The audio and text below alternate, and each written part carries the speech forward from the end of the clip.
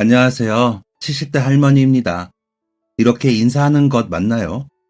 제가 10여 년 전 2월에 정년퇴임을 하고 여러 취미 활동을 해봤는데 제일 좋은 게 좋은 이야기를 들으며 좋은 생각하는 거더라고요.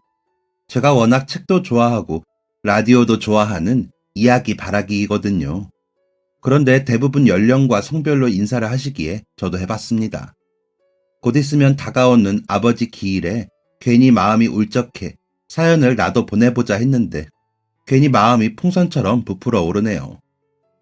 아버지라는 호칭을 입 밖으로 꺼내 불러본 건 15살 이후로 없었는데 떠올리기만 해도 가슴 한편이 전기가 통하는 것 같거든요. 그런데 아버지와의 추억, 엄마와의 추억에 대해 이야기를 하려니 숨이 차듯 뭔가 그러네요. 많이 사랑받았고 행복했던 기억을 주신 분들의 이야기라 그 그리움이 너무 커서 평소에 잘 꺼내놓지 않거든요. 저희 아이들이 엄마는 왜 외할아버지, 외할머니 이야기를 안 해? 너무 어릴 때 돌아가셔서 그런가? 할 정도로 이야기하지 않았습니다. 지금도 저를 향해 웃어주시던 부모님의 얼굴이 눈에 선한데 차마 말로 꺼내놓기가 그렇더라고요. 어쩔 때는 너무 그리워서 미울 때가 있었습니다. 특히나 시집갈 때는 부모님의 빈자리가 어찌나 크던지 속이 많이 상했었습니다. 두 분이 어렵게 만나 결혼을 하고 저를 낳으셨으면 행복하게 사실 일이지. 왜 그렇게 줄 서듯이 서둘러 두 분 다 돌아가셨는지 하늘이 원망스러울 때도 있었고요. 결혼을 하고 아이들을 낳아 키우다 보니 그제야 부모님이 안 됐다는 생각이 들더라고요. 너무 일찍 가셔서 누리고 싶은 것들을 다 누리지도 못하고 얼마나 원통할까 싶기도 하고요. 아직도 마음은 어린가 봅니다. 저희 외갓집은 꽤나 잘 살던 집이었다고 들었습니다.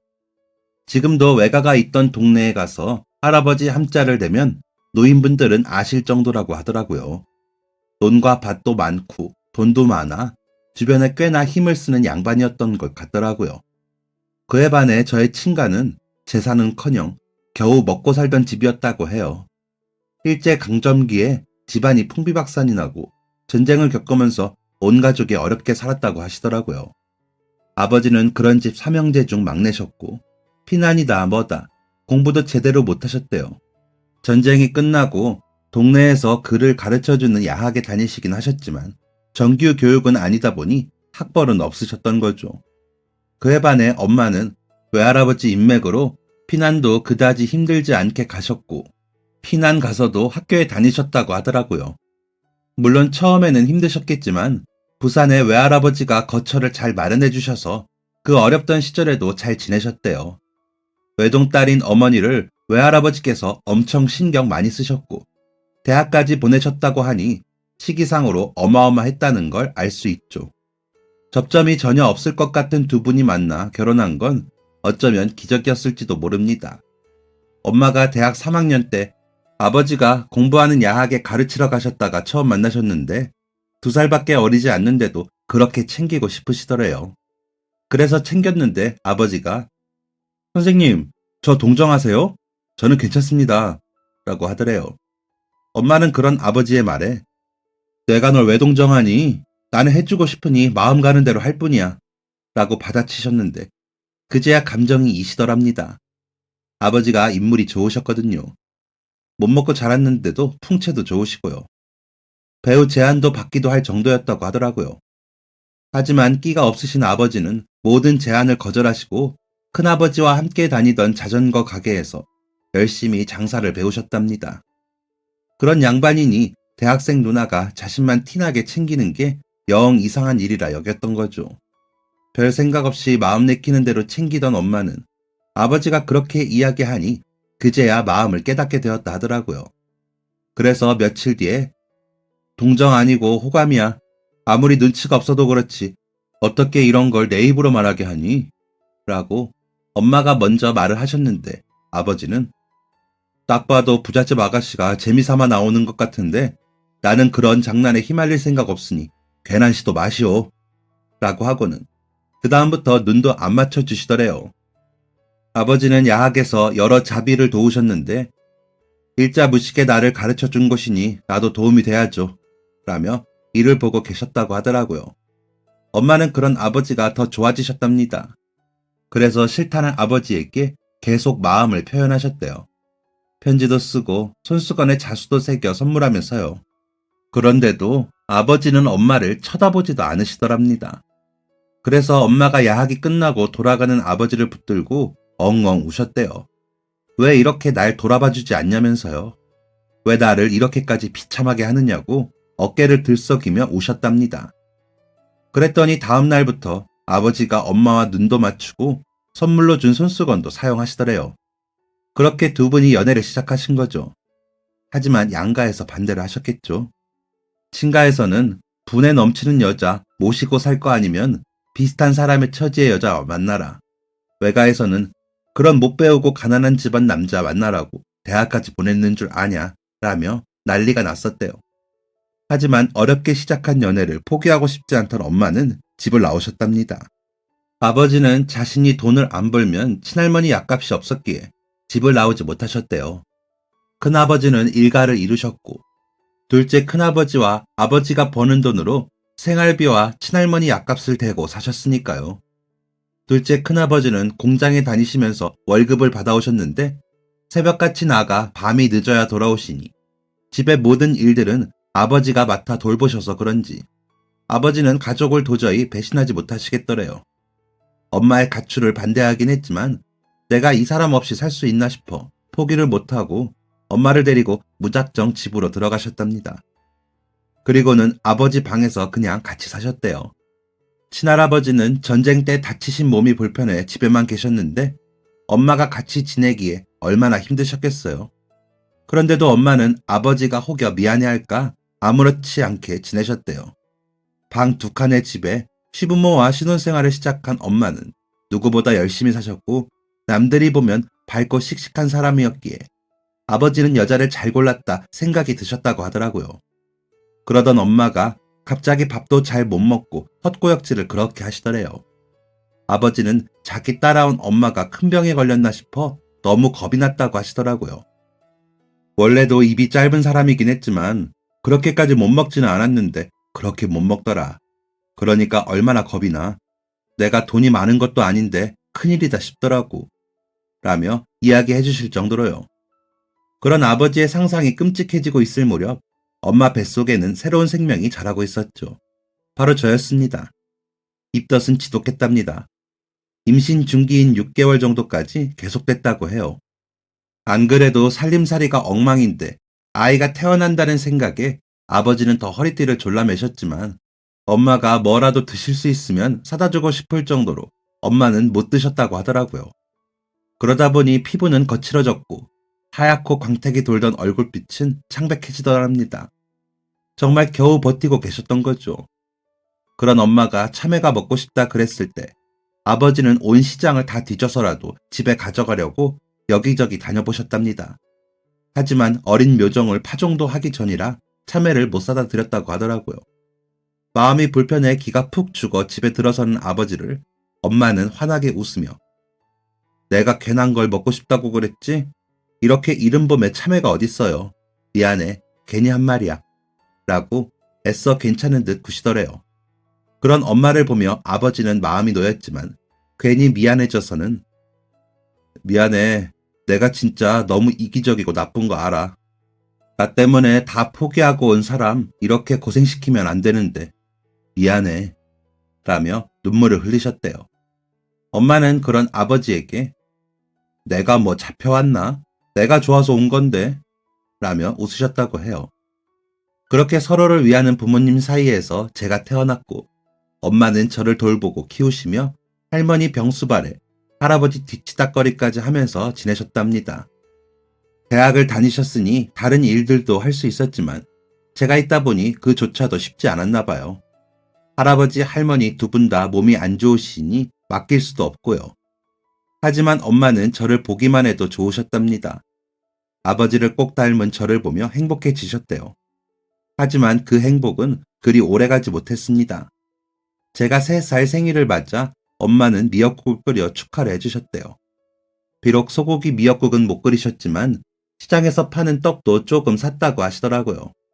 그렇게 미역국을 저에게 먹이고 엄마는 몸이 이상한 걸 느끼셨대요. 식은땀이 나고 속이 뒤틀리듯 아프셨답니다. 나중에 알고 보니 위암이셨는데 엄마는 그것도 모르고 혼자 앓으며 참으셨대요. 이유는 단 한 가지. 아버지가 걱정할까 싶어 자신의 아픔을 표내지 않으셨던 거죠. 그러다 도저히 안 되겠다 싶을 땐 저를 두고 외가로 가셨답니다. 외할아버지는 꼴이 말이 아닌 엄마를 다행히도 내치지 않으셨고 병원에 데려가셨는데 검사 결과 암이라는 이야기에 엄마는 외할아버지께 사정을 말하며 매달렸답니다. 아빠, 나 아기를 한 번만 보고 올게요. 너무 보고 싶어서 그래. 라며 사정하셨지만 외할아버지께서는 들어주지 않으셨대요. 또다시 딸이 돌아오지 않을 것도 겁이 나셨고 아픈 딸을 어떻게든 살리고 싶으셨겠죠. 하지만 엄마는 아버지께 자세한 설명도 없이 화만 내고 온 게 너무 걸려서 마음이 좋지 않으셨대요. 그렇게 시간만 흐르고 엄마의 상태는 좋아지지 않았고 그런 엄마를 본 외할아버지는 결국 저와 아버지를 불러 만나게 해주셨답니다. 아버지는 갑자기 병원에 있는 엄마를 보고 놀라기도 했지만 죄책감이 너무 커서 뭐라 말도 못하고 있는데 엄마가 우리 아기 그새 많이 컸네. 여보, 아기를 잘 부탁해요. 아무래도 내가 오래 못 살 건가 봐. 라며 눈물로 아버지에게 말을 건네더랍니다. 아버지는 그날부터 저를 업고 엄마 병수발을 드셨답니다. 집에 할아버지와 할머니는 큰아버지 두 분께 부탁을 드렸고요. 그때 아버지는 엄마 살리는 일 말고는 아무 관심이 없어 먹지도 자지도 않아 쓰러지시기도 하셨답니다. 엄마는 그런 아버지에게 너무 미안해하며 가, 나는 우리 아빠가 붙여준 사람이 잘 돌봐줄 거야 라고 하셨답니다. 그런 엄마의 말에도 아버지는 웃으며 우리 세 식구만 이렇게 있으니까 좋은데 왜 이런 1인 시대 내가 당신을 데리고 왔어야 하는데 미안해 라는 아버지가 엄마는 그렇게 사랑스러워 보이더래요. 자신을 위해서 애랑 고군분투하는 아버지를 위해 꼭 다 나아서 돌아가겠다고 다짐을 하셨답니다. 그렇게 서로가 서로를 애틋해하던 아버지와 엄마는 매일 눈이 마주치면 눈물부터 나 한동안은 눈 맞추기 금지를 하셔야 할 정도였다고 합니다. 엄마의 병세가 아무래도 심상치 못한 거죠. 여기까지가 제가 본 엄마의 일기 속의 대략적인 내용이었습니다. 아버지는 그 후로 계속 엄마의 병수발을 저를 업고 드셨다고 해요. 하지만 엄마는 어릴 때부터 용돈을 모았던 통장과 일기장, 그리고 편지를 남기고는 돌아가셨답니다. 제가 4살 되던 해예요.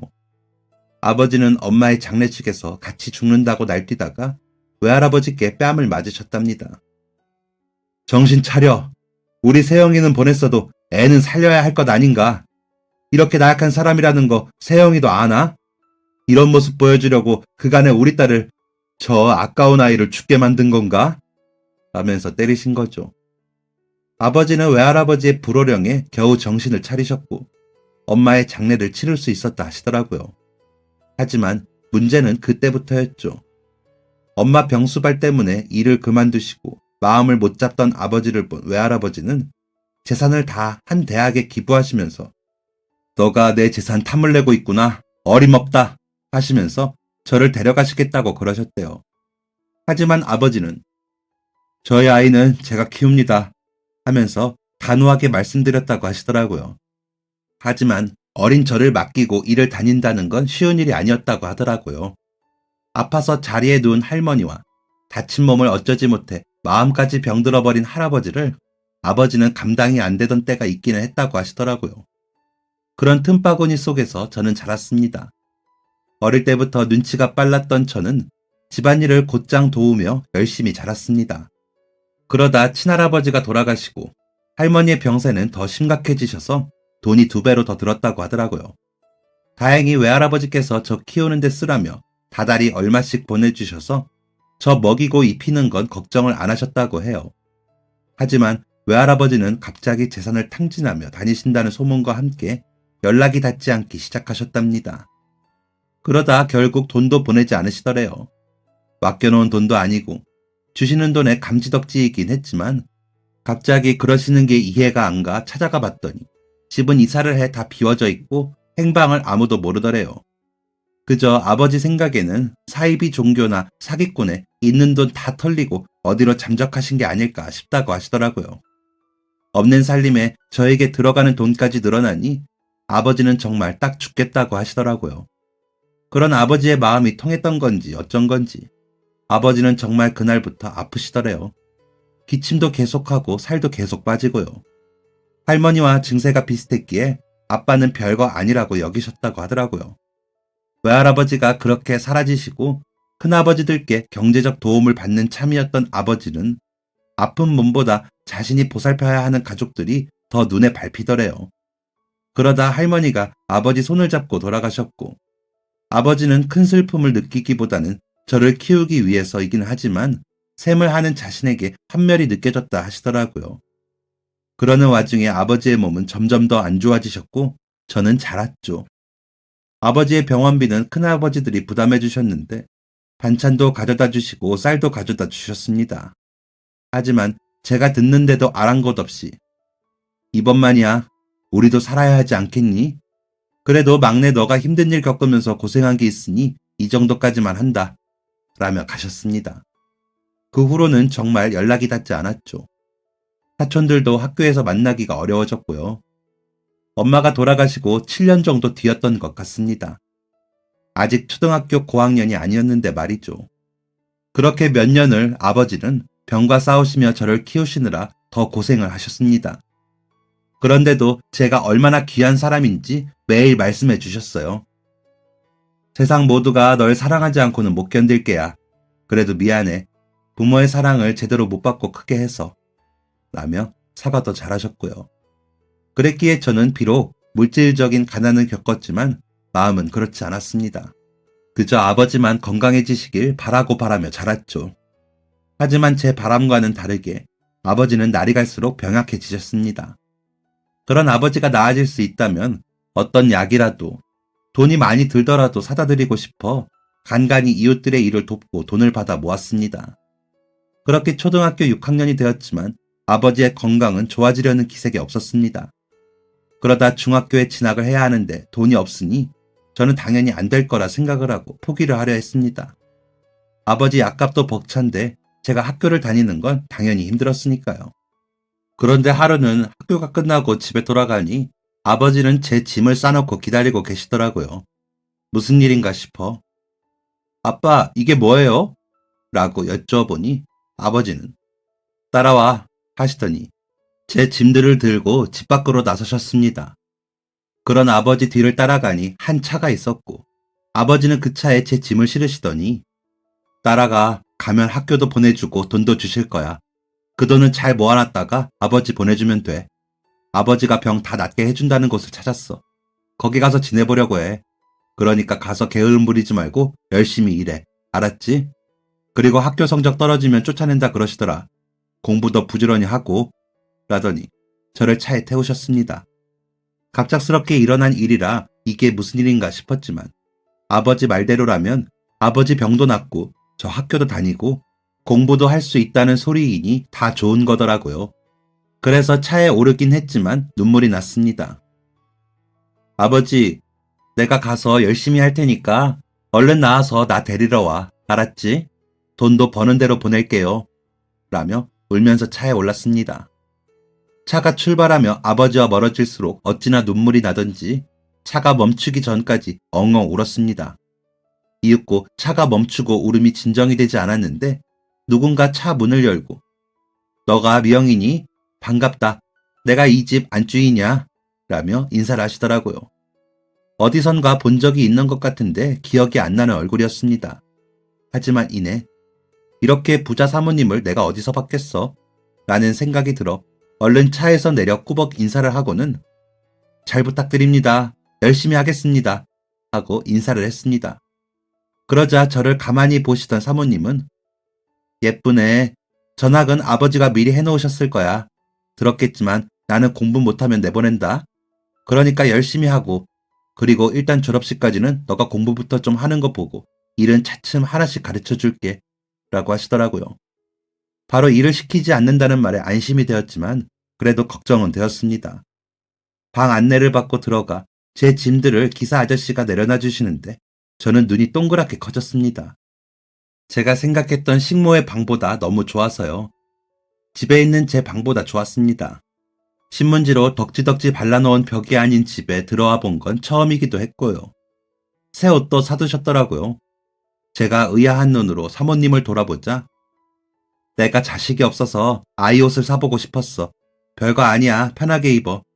그리고 일단 오늘은 저녁 먹고 쉬면 돼. 나는 나갈 거니까 계시는 아주머니께 차려달라고 해. 라더니 나가시더라고요. 사모님이 나가시고 책부터 풀어 방 정리를 하는데 아버지가 보고 싶어 눈물이 또 나더라고요. 이렇게 좋은 집에 저 혼자 있어도 되나 싶고 아버지가 저 없이 혼자 식사하시고 약 챙겨 드실 생각에 목이 아프도록 뭔가 걸린 느낌이더라고요. 그러고 있는데 한 아주머니가 오시더니 예, 와서 밥 먹어 라며 불러주시더라고요. 나가보니 밥상이 차려져 있는데 진수성찬이었습니다. 달걀도 부쳐주시고 나물 무침도 3가지나 있고 김치도 정갈하게 놓아두셨더라고요.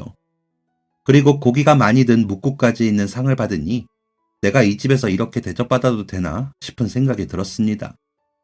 지금에야 어린 아이들도 휴대전화가 있으니 연락이 쉽지만 그 시절에는 집전화도 귀한 시절이라 아버지한테 전화 한 통을 하지 못하고 저만 그 좋은 집에서 맛있는 밥을 누려야 했습니다.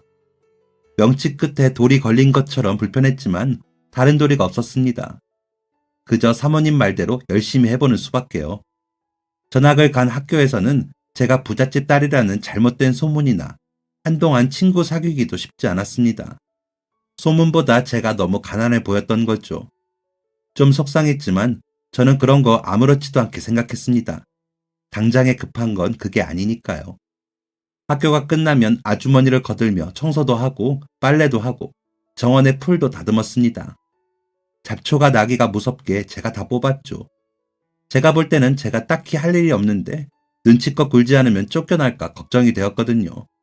그러면 아버지 약값을 못 보내는 큰일이 날 수 있으니 저는 최선을 다해보기로 결심을 했습니다. 그리고 저녁을 먹고 나서는 감기는 눈을 억지로 떠가며 공부를 했습니다. 공부도 잘해야 한다고 하셨으니까요. 제가 잘하고 있었던 건지 사모님과 아주머니는 제게 특별히 잔소리를 하시거나 제가 하는 일에 지적을 하시진 않았습니다.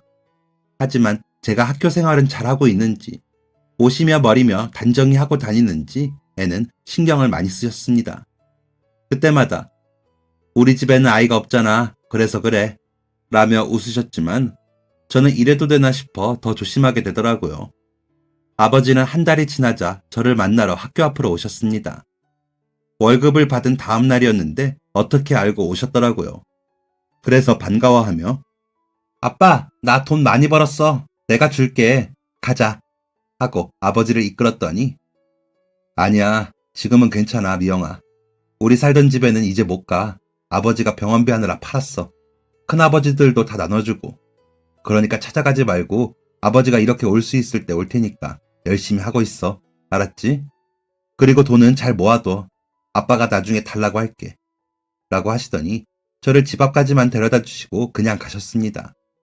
오랜만에 만난 아버지를 그렇게 짧은 만남을 끝으로 보내야 하는 제 눈에선 또 눈물이 났죠. 아버지는 우는 저를 한번 꽉 하고 안아주시더니 들어가. 일하는 애가 늦게 다니면 싫어하는 거야. 라면서 제가 들어가는 것도 보지 않으시더니 뒤돌아가셨습니다. 눈이 뻘개져 들어간 저에게 왜 울었냐고 물어볼 만도 한데 사모님은 왔니? 손 씻고 간식 먹어라. 아주머니 오늘 이불 빨래 하시는데 그것 좀 도울래? 라며 처음으로 일을 시키시더라고요. 그래서 얼른 마음을 가다듬고 방에 들어가 가방을 내려놓고는 아주머니를 도왔습니다.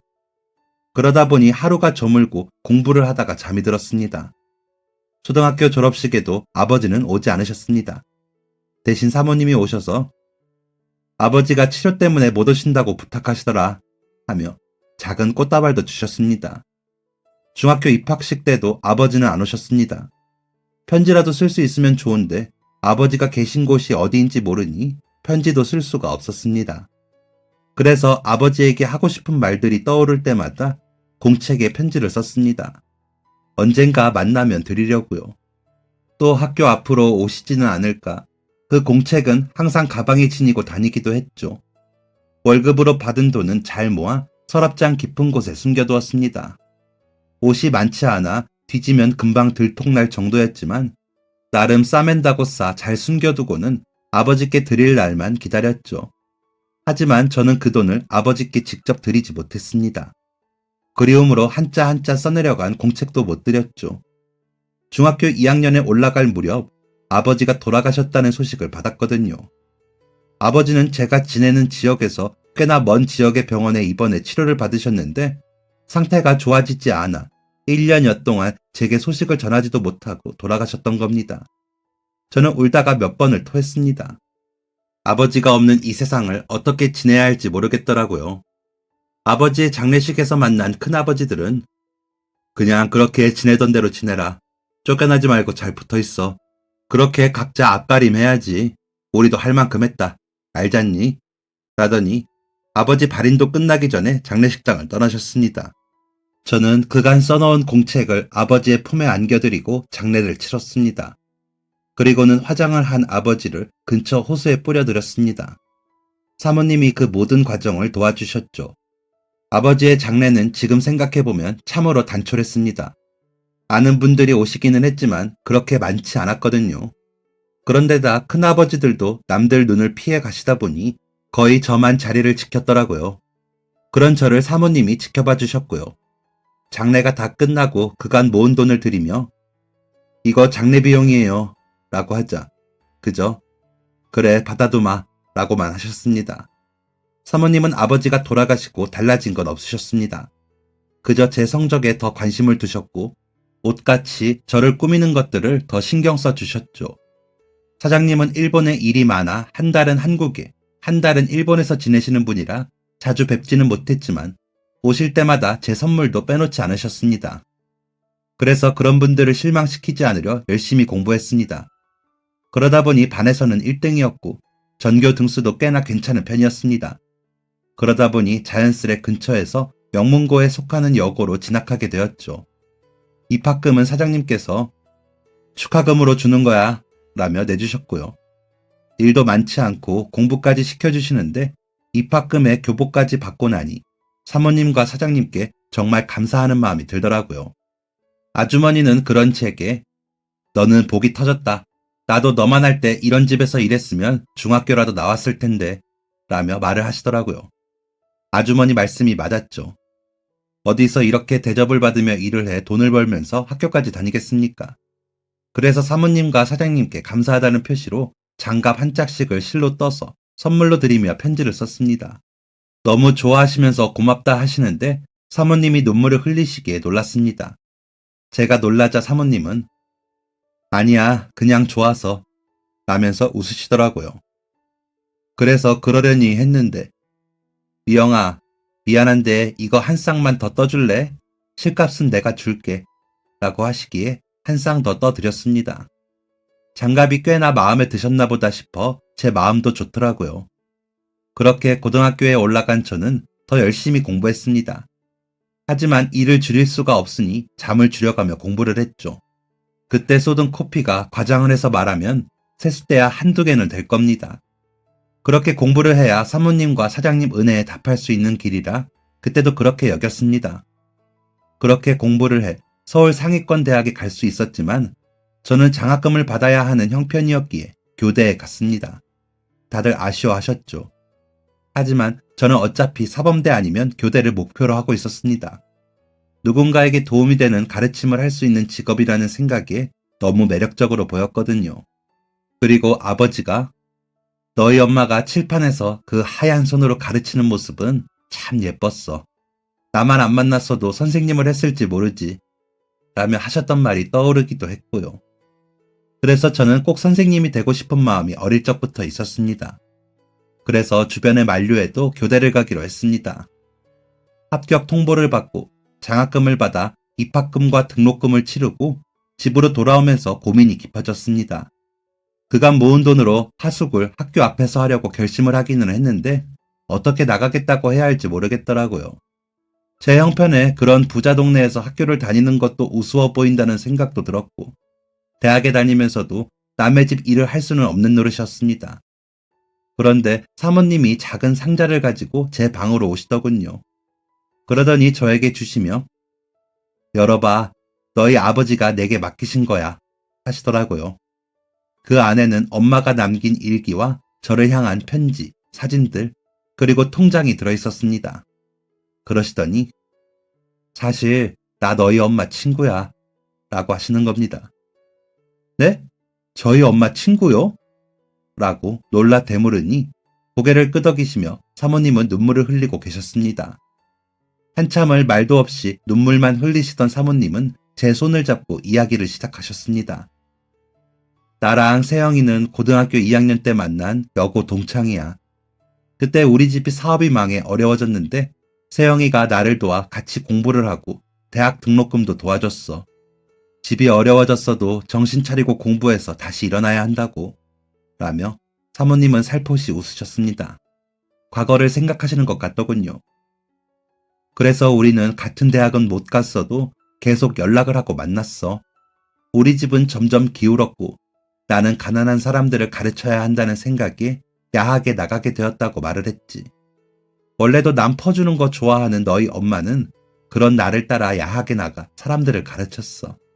그러다 세영이가 아무것도 없는 남자와 사랑에 빠졌다며 좋아하더라. 그 사람과 함께라면 어떻게 살아도 좋다면서. 그때 내가 엄청 말렸어. 그러자 나를 안 보겠다며 연락을 끊더라. 나는 그런 세영이를 잊지 못했지. 잊을 수가 없었어. 내가 제일 어려울 때 나를 도와준 은인 같은 친구인데 어떻게 잊겠어. 하지만 세영이는 그 남자와 살림을 차렸고 나와 만나주지 않았어. 집을 나오면서 자기는 예전의 자신이 아니라나. 그러다 몇 년 뒤 죽었다고 연락이 왔더라. 세영이 아버지, 너희 외할아버지는 딸이 아프다는 소식에 여기저기 약을 구해다 주셨다는데 소용이 없었나 봐. 그때 지금 남편이랑 선을 보고 결혼식을 앞두고 있어. 엄마가 가지 말라는 장례식을 우기고 우겨서 갔지. 거기서 너희 아버지를 다시 만났고 나는 화를 냈는데 너가 등에서 웃더라. 너가 무슨 죄냐 싶어 세영이를 그렇게 보내주고 나는 결혼을 했어. 우리 엄마는 돌아가실 때까지 내가 그 장례식에 가서 아이가 안 생긴다고 믿으셨지만 사실은 남편이 불임이거든. 어릴 때 사고로 다쳤대. 난 다 알고 결혼을 했고. 왜냐하면 난 자식 낳기 싫었거든. 우리 부모님 때문에. 자식한테 너무 목매면서 사신 분들이라 그게 보기 싫었어. 아무튼 그렇게 결혼을 하고 세영이 아버지는 정신적으로 힘들어 하셨다고 들었어. 그러다 아는 사람에게 사기를 맞고 재산을 다 뺏기셨다고. 그 충격까지 더해져 어느 절에 들어가 계시다가 돌아가셨다더라. 라며 사모님은 연신 눈물을 훔치셨습니다. 저는 처음 듣는 이야기에 놀라기도 하고 부모님의 이야기를 들을 수 있는 유일한 기회라 숨도 못 쉬고 들었죠. 허망했어. 그 예쁜 아이가 그렇게 되고 나를 도와주시던 아버님까지 그렇게 되셨다는 게 허탈하고 속상하더라. 그때 내가 일본에서 지낼 때라 다 늦게 소식을 들었거든. 그러다 한국에 와서 이 집을 사고 얼마 뒤에 너희 아버지가 날 찾아왔더라고. 약 같이 하던 선배가 알려줬다고 하더라. 그러더니 이 상자를 내밀면서 우리 아이 좀 맡아달라고 하더라고. 부탁할 때가 나밖에 없다면서 추체한 얼굴로 손끝을 떠는데 내가 알던 그 사람이 맞나 싶더라고. 항상 당당했는데 가진 거 없어도 참 대범했는데 그렇게 된 너희 아버지가 밉기까지 했어. 그래도 단번에 너를 맡겠다고 했어. 너희 엄마한테 받은 게 있고 너희 외갓집에서 받은 신세가 있는데 그런데 너희 아버지는 그냥 돌봐주신다고 하면 아이가 눈치를 많이 볼 거예요. 일 시키시고 돈을 조금씩만 주세요. 열심히 할 겁니다. 제 엄마를 닮아 성실하고 부지런하거든요. 저는 학교 보내주신다고 했다 할게요. 아버지 병원비 보태달라고 하면 열심히 요령 안 피우고 할 거예요. 라고 하는데 괜히 너를 괴롭게 하는 것 같아. 꼭 그렇게 해야겠어요? 그냥 편히 지내게 해도 돼요. 라고 했는데도 그렇게 해달라고 통사정을 하는 바람에 이제껏 일도 시키고 그랬어. 미안하다. 그런데도 이렇게 잘 자라줘서 고맙다. 내가 이제 세영이 얼굴 볼 면목이 서겠어. 그리고 이제는 내 부탁 좀 들어줄래? 라고 하시면서 눈물을 흘리시던 걸 멈추고 제 눈을 바라보시더라고요. 그래서 고개를 끄덕였습니다. 그랬더니 이제는 내 수양딸로 살아줘. 남편도 좋다더라. 너처럼 총명한 아이가 수양딸 해주면 자기도 든든할 것 같다고. 우리 내외에 돈은 넉넉한데 자식이 없으니 이제 나이 들어 뭐 하면서 살겠니? 이제 대학 갔으니까 학교 부지런히 다니고 일도 열심히 하고 시집도 가고 할 때 우리가 함께 하게 해줄 수 있겠니? 라고 부탁을 하시는데 저는 엎드려 울었습니다. 혼자 하숙을 해야 하나 하면서도 내심 경제적인 이유로 부담이 됐고 이제 세상에는 나 혼자라는 생각에 외로웠거든요. 그런데 사모님 부부가 먼저 손을 내밀어 주시니 저는 하늘에서 밧줄이 내려진 것 같더라고요. 제가 그렇게 울자 사모님은 저를 꼭 안아주시면서 고생 많았다. 이제 좋은 선생님 될 준비만 해. 나머지는 내가 다 해줄게. 라면서 토닥거리셨습니다. 정말 엄마에게 안겨보았던 기분이랄까요. 밤이 새도록 엄마의 일기를 읽고 저는 부모님께 편지를 썼습니다. 감사하는 말도 있고 원망하는 말도 있었지만 결국은 보고 싶고 사랑한다는 말을 하고 싶었더라고요. 너무 어릴 때라 잊어버렸던 엄마의 산소에도 사모님과 다녀왔습니다. 가보니 제가 뜬 장갑을 상자 안에 넣어 엄마 봉분 앞에 놔주셨더라고요. 세영이가 좋아할 것 같아서 라며 우시는 사모님을 안아드리며 사모님, 제가 더 열심히 엄마 목까지 살게요. 라고 했습니다. 그렇게 집으로 돌아오는 길에 미영아, 그러지 말고 어머니라고 불러주면 안 될까? 딸처럼 지내고 싶은데 사모님이라 부르니 거리감이 느껴진다. 하시는데 선뜻 말이 안 나오더라고요. 그래서 주저하자 사모님은 웃으시더니 천천히 해, 기다릴게 하시더라고요. 그런 사모님을 보면서 엄마도 좋은 사람이었겠지 하는 생각에 마음이 따뜻해졌습니다. 아버지도 그렇게 말하셨었으니까요. 아버지를 뿌려드린 호수에 가서 제가 쓴 편지를 태워 날려드렸습니다. 그러면 왜인지 하늘에 닿을 것 같아서요. 그리고는 저는 사모님과 사장님께 어머님, 아버님이라고 부르며 그 댁에서 계속 지냈습니다. 장학금을 놓치는 모습을 보여드리기가 싫어 열심히 했습니다. 공부도 열심히 했고 다른 기타 생활도 부지런히 했습니다. 그러던 중 한 친구가 제게 그러더군요. 미영이 너는 부모님 사랑 듬뿍 받고 자란 티가 나 라고요. 그 말에 와락 눈물이 쏟아지더라고요. 정말 사랑 많이 받았으니까요. 다른 사람들은 제가 가정 형편 때문에 고생한 줄 알지만 엄마는 저를 지키기 위해 노력하셨고 아빠도 형편에 맞춰 저를 열심히 길러주셨고 마지막까지 애를 쓰셨고요. 어머님, 아버님도 저를 사랑으로 돌봐주고 계시다는 걸 알기에 그 감사함이 그 친구 한마디에 한꺼번에 깨달아지더라고요. 그래서 저는 그 사랑을 가르치는 아이들에게 쏟으며 노력했습니다. 그러다 보니 교장까지 하고 퇴임을 했는데 점점 시간이 지날수록 아이들이 부러워지더라고요. 왜인 줄 아세요? 바로 휴대전화 때문에요. 언제라도 원하는 사람에게 연락할 수 있잖아요. 저는 편지에 써도 보내지도 못하는데요. 우습죠? 이 나이에도 부모님한테 말을 전하는 것 때문에 이러는 게요. 그래서 괜히 사연을 보내는 김에 부모님께 몇 자 전해보자면 사랑으로 낳아 필사적으로 나를 지킨 부모님, 그곳에서 지켜보시는 저는 어떤가요? 언제 다시 만나도 웃으며 나 잘 살았지? 하고 말하고 싶어 최선을 다하며 살았는데 괜찮던가요? 이제는 저도 자식들이 있고 손주들도 있어요. 수천의 제자들도 있지요. 그래서 외롭지 않아요. 부모님 덕분입니다. 제게 사랑이라는 최고의 금잔디를 깔아주셔서 오랜 시간 곁에 계셔주지 않으셨어도 잘 자랄 수 있었습니다. 감사합니다. 사랑합니다. 보고 싶습니다. 라고 하고 싶네요. 양 부모님은 살아생전에 제가 편지를 많이 써드렸어요. 마지막 인사할 때도 곁에서 마지막까지 감사하다고 말씀드렸고요. 아마 더 말씀 안 드려도 아시지 않을까 싶네요. 아마 제 사연을 듣고 참 기구한 사람이구나 싶으신 분들도 계시고 저게 뭐가 행복하고 좋았을까 싶은 분들도 계실 겁니다.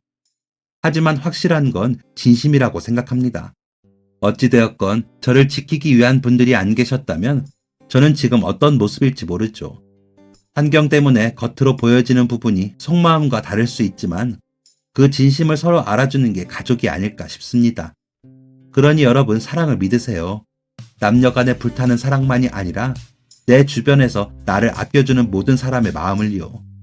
그러면 오늘의 내가, 내일 우리가 행복하고 충만한 마음을 가지게 될 거라고 생각합니다. 앞으로도 좋은 사연 열심히 들으며 감동하겠습니다. 제 이야기 들어주셔서 감사합니다. 지금까지 사연 들어주셔서 감사합니다. 사연이 재밌으셨다면 구독과 좋아요를 눌러주세요. 감사합니다. 안녕히 계세요.